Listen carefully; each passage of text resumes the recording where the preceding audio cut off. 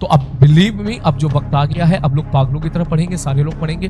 तो तूने पूरे साल अगर मेहनत करी, अब अगर तू थोड़ा सा स्लो डाउन होगा तो बाद में बहुत अफसोस होगा। इसलिए स्लो डाउन नहीं होना है, पागलों की तरह खूब क्वेश्चंस लगाने हैं। तो ये कसम खा ले, कम से कम 100 सवाल तो फिजिक्स से रोजाना तुझसे लगने ही लग रहे हैं। तेरा बेस्ट निकल गया, तू ये बोल पाएगा कि सर ये मेरा बेस्ट था, इससे ज्यादा मैं नहीं कर सकता था, खत्म। इसके बाद जो रिजल्ट आएगा भगवान जी के हाथ में, वो जाने कहां भेजना है। क्लियर है?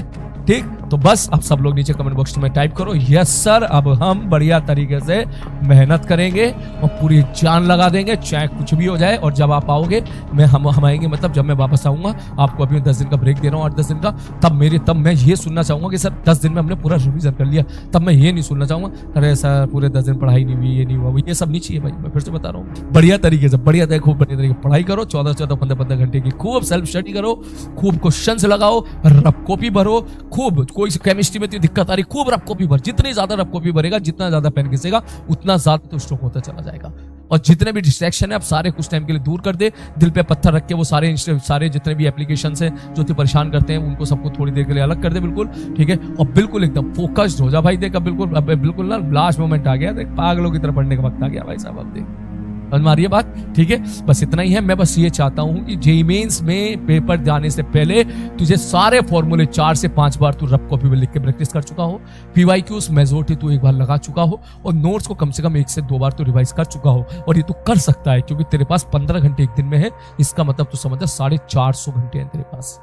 450 घंटे बहुत होते हैं, बहुत। अभी तो लड़ाई शुरू हुई है बेटा, अभी तो लड़ाई के लिए हम तैयार हुए हैं। अब निकालो तलवारें का मतलब पेन कॉपी निकालो और भाई साहब टूट पड़ो पागलों की तरह। तो चलो मिलते हैं कुछ दिन के बाद। मैं आपको दे रहा हूँ 8 से 10 दिन का टाइम। इस 8 से 10 दिन के अंदर खत्म कर दो सब कुछ, ईच एंड एवरीथिंग। जिसके बैकलॉग्स है वो बैकलॉग्स खत्म कर दो।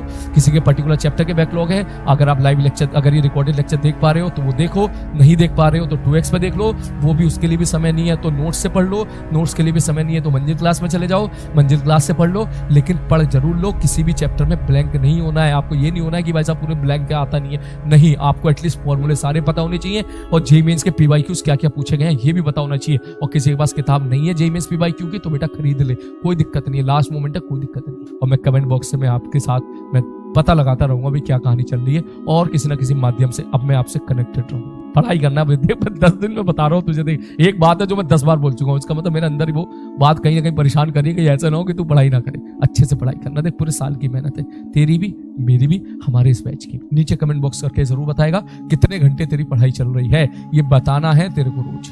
नहीं बताएगा तो समझ जा फिर आंख में पट्टी बांध कर भागता रहेगा, पता नहीं चलेगा। बताएगा तुझे दिखेगा कि देखो बाकी बच्चे कितना पढ़ रहे हैं। अब हाँ, अगर तू ये सोचा सर रिवीजन कैसे करें, तो फिर मैं बताऊं पीछे से स्टार्ट कर रिवीजन का। पीछे से मतलब अब ये जो ताजा पढ़ा है यहीं से स्टार्ट कर, यहीं से पीछे की तरफ लिख। और रिवीजन के सबसे पहले क्लास में मुझे पता चलना चाहिए किसी माध्यम से कितने घंटे पढ़ रहे हैं, ठीक। कम से कम 15 घंटे तेरी पढ़ाई होनी चाहिए, 15 घंटे, क्योंकि अब कोई क्लास नहीं है। अब ये सब बकर मत करना, कि बकैती मत करना कि आराम से सुबह सो के उठ रहा 12 बजे, 1 बजे या फिर 10 बजे सो के उठ रहा है, फिर